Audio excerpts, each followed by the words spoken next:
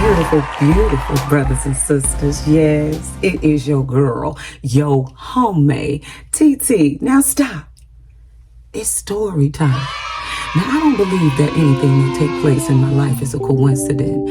Everything that happens to me is God-led, and it's for a reason. Whatever that reason is for me to extract the lesson out of it. So my daily prayer is, God, use me however you want to use me throughout this day. This is my daily walk. So one day, I am getting ready to leave to go work out with my friend. Now, I'm already running a few minutes behind. And I see this girl running up the street, and she's banging on this truck door, and the truck skids off. I already knew it was going to be some issues, right? So I said to myself, can I be honest? I said, Lord, please don't send her this way. I'm already running late, and I just don't want to deal with this right now, maybe tomorrow. And lo and behold, she runs up right to my window, and she's frantic, and she's crying, and she said, please help me. I'm 13 years old, and I'm on the phone with my grandmother. I'm trying to get to my grandmother. They drugged me. Me being a woman of God that I am, I let the baby in my car, and I get on the phone with the grandmother. The grandmother is upset, and she's concerned too. So we found a destination where we can meet to drop the daughter, the granddaughter off. And this is about a 7-minute drive. So I'm driving, and I'm trying to soothe her, and I'm trying to calm her down. And I said, can you tell me, do you remember what happened last? What was the last thing that happened to you? She said, the only thing I remember was I was with my friend, and I was drinking a Chick-fil-A milkshake. I think they put it in my milkshake. I said, oh my God, you were with a friend? Where's your friend? She said, I don't know. I don't remember. I'm like, oh, this is really getting sticky, right? So I said, well, were you at your friend's house? She said, no, I was at home. I said, red flag, home? I said, where's your mom? Where's your dad? Where's your parents? She said, I don't know. I don't remember anything. And she started ranting. She started like almost hyperventilating, and she said, I was driving in the middle of her rant. She said she was driving a car and it crashed. And I said, wait a minute, hold up. You 13, you was driving a car? And she said, something's getting ready to happen.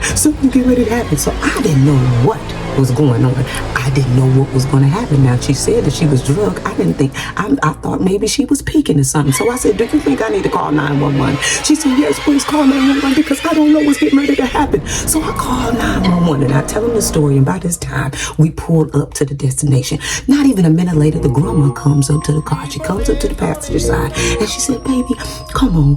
Grandma is here. And I feel like my job is done, okay? I'm like, go ahead and go with your grandma. Your grandmother is here.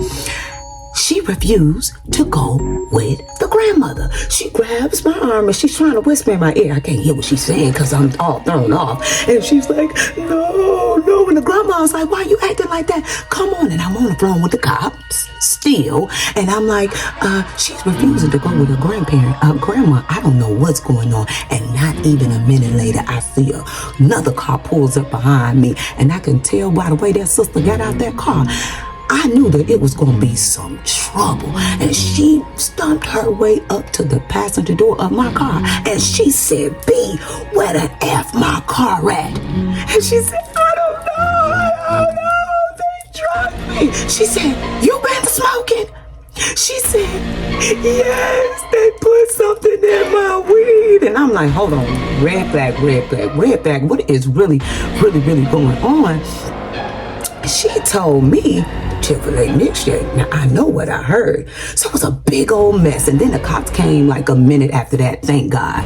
And I told the cops my story, and I went and I said, can I say something to that young lady? And I didn't say much, but I poured a dime on her. I dropped a dime. I didn't pour the dime. You can't pour a dime.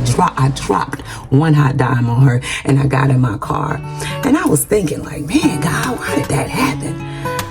But it came to me this week that wasn't a coincidence. That story was for me to tell you. Someone on this day needed to hear this story. Some of your situations are similar to this. Now, something went wrong somewhere. Wouldn't you agree? Now, who to blame in this situation? Do we blame the child, or do we blame the mother? You answer that. To my parents, God loves you.